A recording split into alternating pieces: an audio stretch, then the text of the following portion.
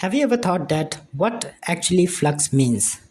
Now, let's understand the idea of flux. So let's say here we have a torch, like whatever you have a light source. So this is basically a light source.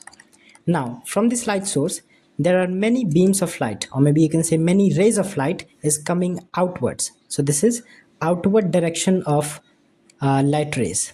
Now this light rays, when goes through a kind of area, so let's say here we have a surface area, so this is called surface area, right?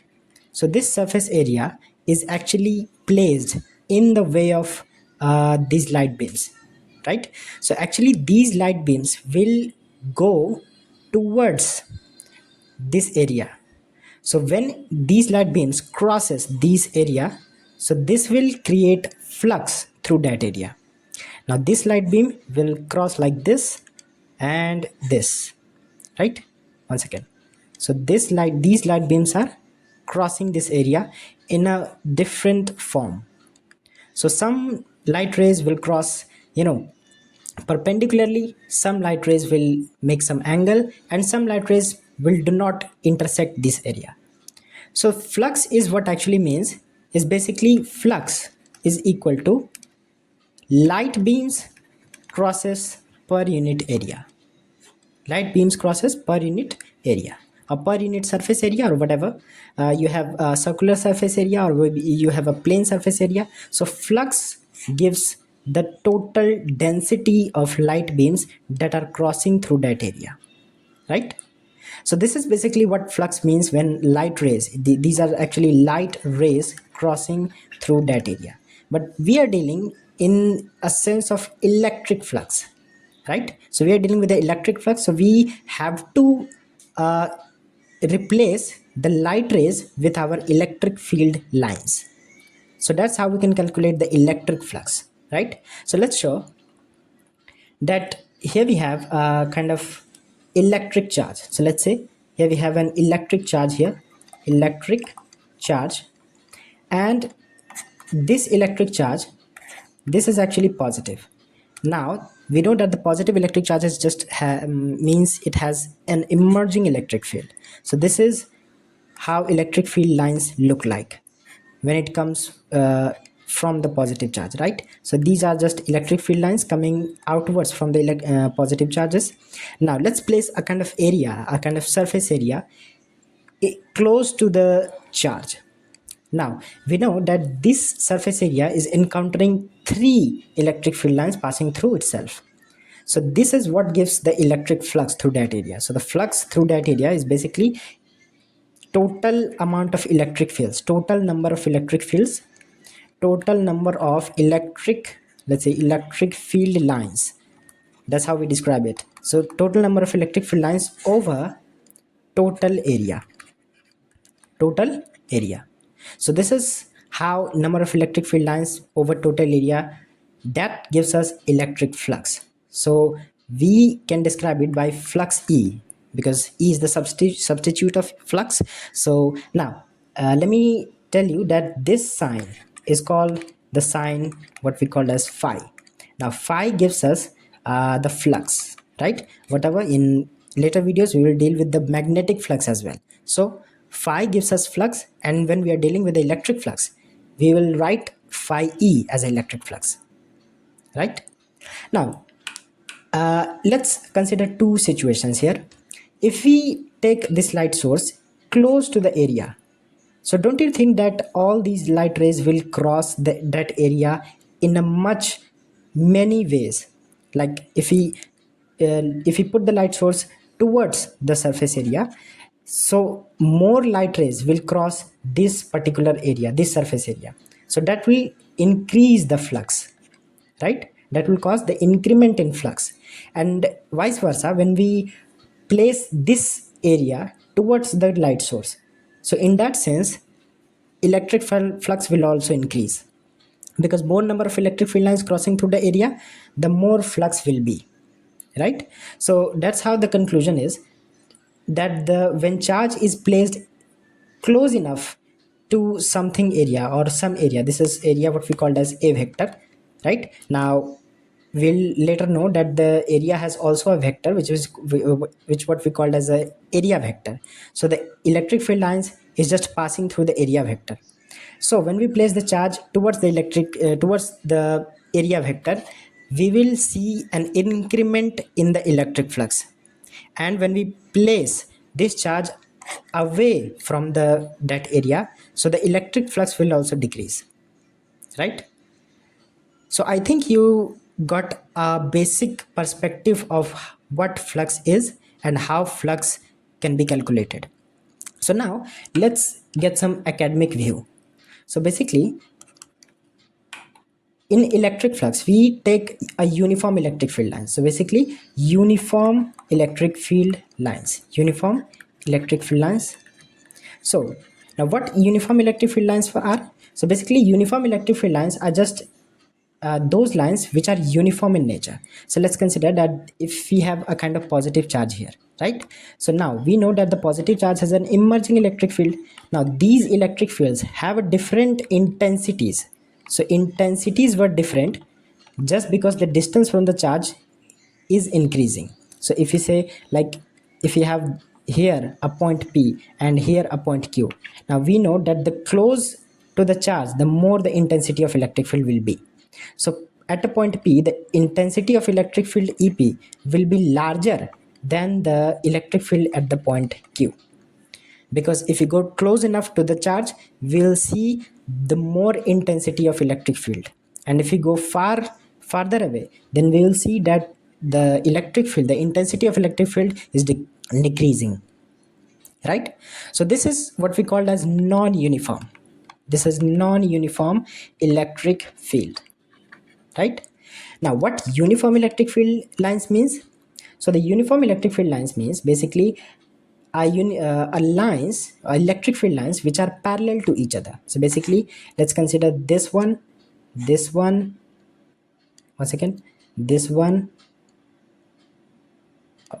and this one, right?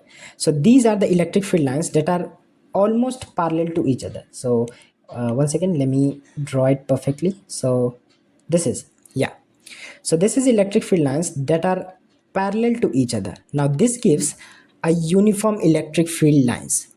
So the property of uniform electric field lines is just they are parallel to each other. So the lines are parallel to each other and the intensity is same at every point in that region where uniform electric field exists. So if we take here a point P, right, and let's say if we take here a point Q, so the intensity of electric field lines EP and intensity of electric field lines EQ will be same. Now this is very, very important thing for the uniform electric field lines, right?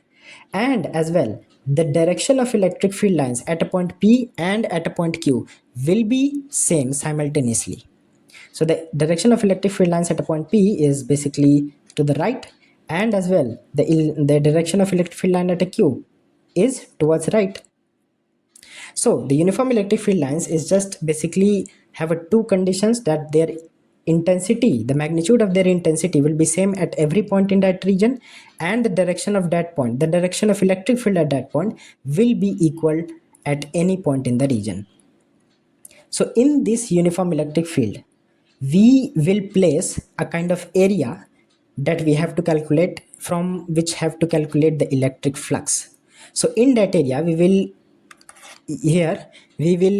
put a surface area between these electric field lines. So let's say here we have electric field lines here. So this is first, second, right? One second. This is, yeah, this one and this one. So this is what electric field lines looks like, a uniform electric field line. Now we will put an area here like this, right? So this area will gives us a kind of electric flux.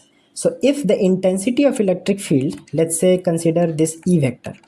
So the intensity of electric field is, if it is E vector, which means let's say here we have a certain kind of 10 Newton per Coulomb. So 10 Newton per Coulomb is the intensity of electric field at every point. like when it is crossing through that area and when it is not crossing through that area. Every point has a 10 Newton per Coulomb electric field intensity. Now here we have an area vector that we have talked about, that the area vector is just perpendicular to the area. So this is here. Now you must have known that area vector is always perpendicular to some area. Let's say if you have an area like this, then the area vector will be like this, right? This is a actually a vector quantity. So the area vector which will be denoted as a vector, or maybe if this is a surface area, then we will also denote it as S vector, right? In a kind of certain situation, we will describe S vector as a surface area vector, or A vector as a simply area vector. If area will be like this, then the surface area will turn it like this, right? Whenever we change the area vector with certain theta, then area vector will also change, right? So now by this concept, we'll calculate the electric flux through that area. So let's consider that the area vector is just A vector, not the S vector, right? So one second. So the electric flux is basically can be calculated as electric flux, right? Electric flux. So electric flux is basically the dot product of this intensity of electric field and area vector. So this is E vector dot A vector. Now what is dot product? In the class 11th, you have probably know about two kinds of multiplication of vectors. So the first product is what we called as the scalar product. Now this is also called the dot product, right? So the scalar product is basically a dot product of two vectors. And the second one is what we called as vector product. Now vector product is also called the cross product. Now in these two types of products, we use dot as a scalar product and cross as a vector product. Now this electric flux can be calculated as the dot product of intensity of electric field, right here, and area vector. So we know that whenever we multiply two vectors with the dot, or we do scalar product, we actually take EA and the angle between, the cos angle between these two, which means the electric field and area vector. So we take cos theta as the multiplication. Now this will gives us the whole expression for the electric flux from a particular area, through the particular area, right? Now what is cos theta here? So actually theta is the angle between, it is the angle, right? Angle between the E vector and A vector. Now what angle? So basically electric field crossing through that area is basically perpendicular to this area, but this electric field line is making 0 degree with the area vector. How is this possible? Because area is perpendicular to electric field but not area vector. Area vector is still perpendicular to electric field, right? Sorry, area vector is still perpendicular to the area itself. So basically area vector is going in right direction and electric field as well is going towards the right direction. So basically the angle between these two is 0 degree, right? So let's consider some situations where theta is different. So conditions, right? We are taking some certain conditions. So our first condition would be when theta is equal to 0 degree. Now theta is equal to 0 degree means this is the condition when we place area perpendicular to the electric field, because if we place the area perpendicular to the electric field, the area vector will make 0 degree with the electric field. Now this is the situation here, right? So this is, let's say, our electric field line. Now if we place an area vector here, one second. So if we place an area vector here like this, right? So the electric field line is just going perpendicular to area but not perpendicular to the area vector. It is making the 0 degree with the area vector. So basically the electric field lines is also going in this direction and area vector is also going in this direction. So the flux would be, what is the flux would? So the flux can be calculated as flux is equal to, this would be EA cos 0 degree, right? And we know that the cos 0 has a value 1. So flux would be EA cross 1 So basically flux is equal to E into A, right? So actually this is the maximum flux that we can obtain when we place a circular area, or maybe a rectangular or any kind of area within a uniform electric field. So this is the maximum electric field that we can obtain when we place a electric field in the direction of area vector, right? So now our second condition is when we place, or when we take this surface area with the some angle greater than 0 and less than 90. So let's say here we have theta is equal to 30 degree, right? So when we place by making an angle of 30 degree, so let's say here we have this area, or maybe not like this, with only certain, right? Yes. So this area is going towards like this. This is the electric field lines that is crossing through the area vector, right? So 1 second. Yes. So now these electric field lines are crossing through the area vector, and now this area vector is a little bit tilted. Now 30 degree is making the angle through the electric field lines. So the area vector is just making a 30 degree angle with the electric field lines, right? So in this condition, we will take electric flux by the definition that the flux is equal to the E dot A, which means the EA cos 30 degree. Now this cos 30 will gives us, now the value of the cos 30 would be root under 3 over 2 E into A, right? So this is the electric field that we gain at the angle of 30 degree, right? This one. So we can also write it flux 30, and we can write it flux 0. Now you can calculate at any angle by just putting the value of theta.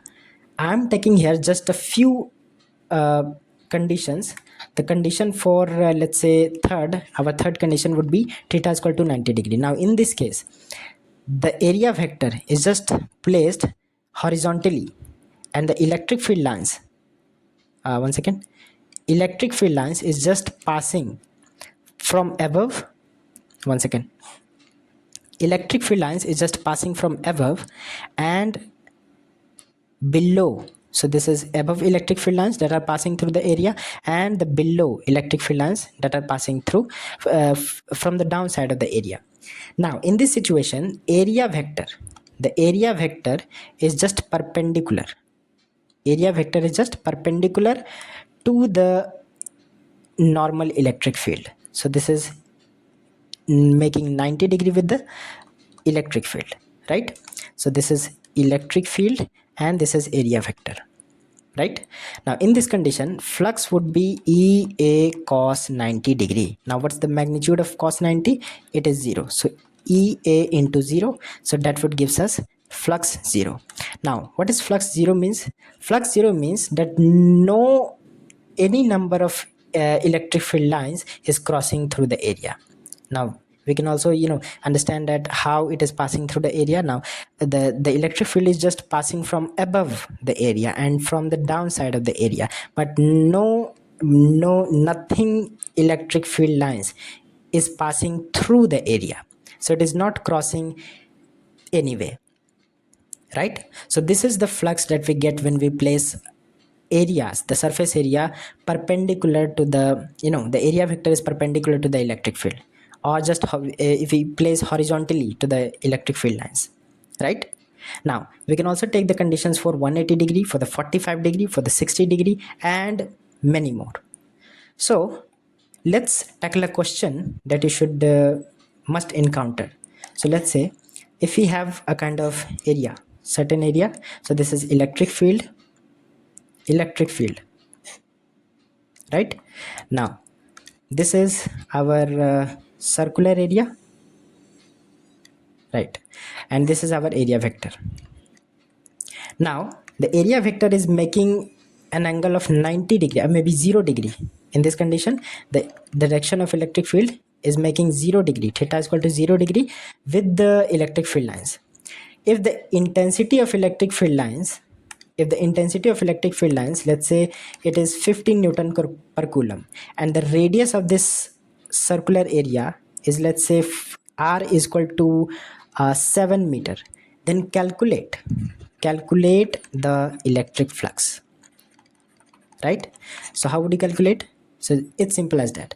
So flux is equal to EA, it is the dot product of E into A. Now the flux would be EA cos theta. Now the value of electric field is given 15 Newton per Coulomb, and the area, now this is a circular area, and we know that the area of a circle is given by the pi r square. Now pi, this is the area would be pi r square, right? Any circular region has the area of pi r square, where r is the radius of the circle. So the r is given as 7 meters, so 7 meter over a square, right? And cos theta, so cos 0 degree. So now we can write 15 Newton per Coulomb. Now the value of pi we take usually as 22 over 7, and the 7 meter square means 49 meter square, and the value of cos 0 is 1. So 7 and 7, 49. So that will gives you to the 15 into 22 into 7, right? So this is 15 into 22 into 7. Now since this is flux, so the the SI unit of flux would be basically the SI unit of electric field, which is Newton per Coulomb, and the SI unit of area, which is meter square. So that would gives you Newton meter square over Coulomb. Now this is important. Now if you calculate this, then you will get like 15 into 22 into 7. So 22 into 7 would be 7 to the 14, and this is 154. Now you have to calculate with the 15. So this would be 2, and this is 77. Right? Now this is 5, 4, 5 and 1. This is 4, 0, 7, 4, 1, 7, 5, 2, 3 and 1. So this would give you 1310 Newton meter square over Coulomb.